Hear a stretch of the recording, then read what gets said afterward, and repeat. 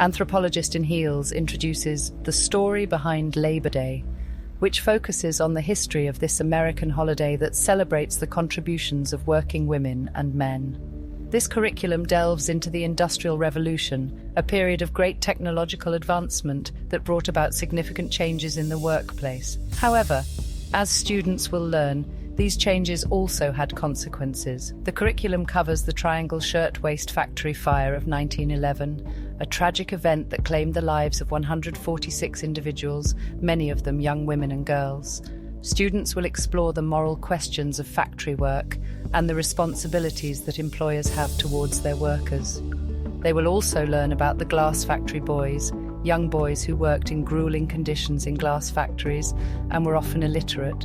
The curriculum also includes information on the formation of unions, the Wagner Act, and the New Deal.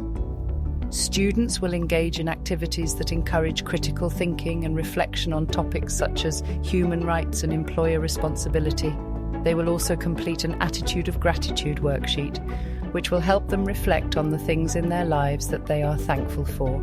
Overall, this curriculum is designed to give students a deeper understanding of the history of Labor Day and the struggles that workers have faced over the years.